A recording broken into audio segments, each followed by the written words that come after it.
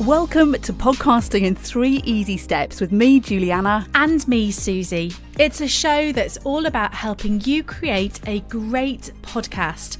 Are you ready to share your voice with the world but don't know where to start? Well, you've definitely come to the right place. We understand the excitement and challenges that come with launching your own podcast. In this show, we break down the podcasting process into 3 simple steps that will guide you from idea to a brilliant podcast your audience will love. Our mission is to make the podcasting journey accessible and enjoyable for everyone. Together, we'll explore the ins and outs of podcasting, from crafting engaging content to finding your own unique style and also connecting with your listeners. It's our aim to empower you with the knowledge and tools you need to get going. Because podcasting isn't just about recording, it's about building a community, making meaningful connections, and sharing your passion with the world. We're here to support you every step of the way. So grab your headphones and get ready to begin your show. And don't forget to hit that follow button so you never miss an episode. In this episode, we're going back to basics and talking about your idea for your podcast and how to start it as easily as possible.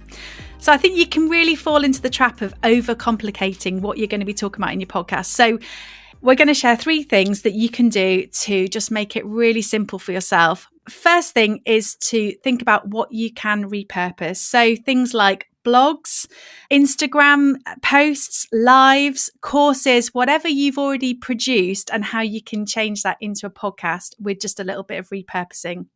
Yeah, the blog is such an easy win. If you're someone who's got a few years worth of blogs on your website or on Medium or on LinkedIn, then that is a brilliant starting point. You can update them slightly and you can refresh the original post once you've done your podcast. But yeah, look at what you've already got. I'm sure if you've been running a business for a while, you're going to have loads of content ideas. You will have published potentially lots of content. It can be something on Instagram. It could be something on TikTok. It could be something on LinkedIn, Twitter, Threads, anything that would be an interesting podcast topic. There's probably loads of stuff that you've got already. And it does mean that you don't have to think about new ideas, because that's often the first hurdle that people find is they're thinking, oh, I don't know what to talk about. Well, actually, you probably do know what to talk about. You've probably got loads of stuff already. So use that as your starting point. Yeah, even things like newsletters. So if you're producing a weekly or a monthly newsletter, you are sitting there and you are writing stuff. What can you go through and separate into individual podcasts that, even if they're short podcasts, what can you repurpose as a script? You don't forget you can use kind of AI to help you with this kind of thing. So that's something you could explore. But yeah, have a look at the things that you already create. You know, we're not trying to reinvent the wheel here. This is stuff that already affects your audience that you can repurpose into a podcast. Number 2 I've got on my list is keep it simple. Don't overcomplicate. You know, we want to hear the things that affect you and your audience. Just keep it really simple when it comes to creating your podcast and thinking about a series of podcasts. What can you do? Nice and easy, and keeping it simple. Yeah, don't overcomplicate. It's a big motto of mine, which I don't know if I always stick to it. I don't think I do. But the more straightforward the content, the clearer it is in your mind, the easier it is to get going with your podcast.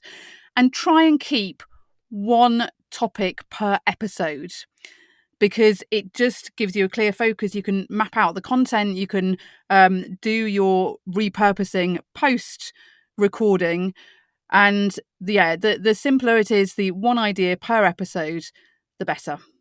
I was going to say, if we start overcomplicating it at the idea stage, what it means is then that has a knock-on effect for how you're going to record it. You know, I've worked with people who, you know, want to make these really complicated podcasts, but then they're going to stop at the first hurdle when you suddenly need to have 15 microphones and 10 people involved. Just keeping it really simple means that you're more likely to do it. The more likely you're going to keep on doing it and keep on creating as well. If it's something becomes completely overwhelming and too complicated, we're going to just ditch it. So keep it simple. And I've got one other thing to add to number 2. The easiest way to get started with a podcast is to do a solo podcast on your own, 5 minutes, one topic or idea per episode. And we've had someone who came on our course who did this, And she'd been thinking about it for ages, but couldn't really work out how she was trying to get a guest on. And so she started doing 5-minute episodes based on her previous Facebook Lives and previous content she had. And that was great because it was a really easy way to get going and not relying on another guest or a co-host to turn up and schedule the recordings. So yeah, short episodes with just you is the easiest way to get going. You're so right, because if you're having to work through a number of people's diaries, as often we do work on projects where you've got multiple people involved, it's going to be really hard to sit down and get that recording done, edited, all the other things. So just by keeping it simple, just you recording, you can record it whenever you want, wherever you are, and it just means that you can actually do it. So think about actually being able to do this thing. Okay, number 3, what your audience needs from you. I think this is a really obvious one. If you're getting asked the same question over and over again, jot that down. That's a podcast episode. You're answering people's questions. What are the questions that come up? If you run a course, what are the things that come up time and time again? If you're posting stuff on social media, on LinkedIn, in your blogs, what are people commenting on? What do they need from you? And create your series around that, because then immediately you're answering that whole need of what your audience wants from you. And then you've got the audience there, they're bought into it. So thinking about what your audience needs from you really helps you with the ideas. Yeah, just to include an example that Suze is incredibly bored of hearing, but I make a podcast series for mortgage brokers, and I'm not bored. It's so nice to have a very, very specific audience. Or whenever we speak to guests, whatever we do is bring it back to the broker. What do they need from this interview? How are we going to make it useful for the broker community? There's only a limited number of brokers in the country, but it's really good because we keep bringing out what do they need from us. So that's a really nice specific example. And also the more specific your audience is, the easier it is for you to create content. And so the clearer idea you have of your audience, the easier it is, without a doubt. But working out what they need, what's helpful content for them, just always keep that person in mind. How are you going to make your content useful to them? And if you're unsure what they want from you, ask them. I think that's the easiest way to work out what they need, is to just say, how can I help you? What answers do you need from me? What are the struggles or the hurdles that you keep coming up against that I can help you with? So most likely, if you're already running a business or you're already, creating content in that way, you're already kind of answering these. So just keep a list of those questions. Brilliant. So just to recap, keeping it simple, back to basics.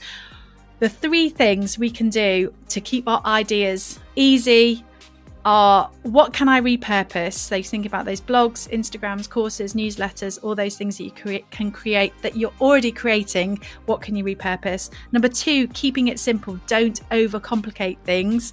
And number 3, what your audience needs from you. Those FAQs, what are the things that they keep wanting you to answer? Hopefully that helps to keep your ideas nice and simple. And you can find out more in the show notes. Thanks for listening to Podcasting in 3 Easy Steps. We hope it's helped you get started with creating your podcast. Please share this episode with someone you think would love it.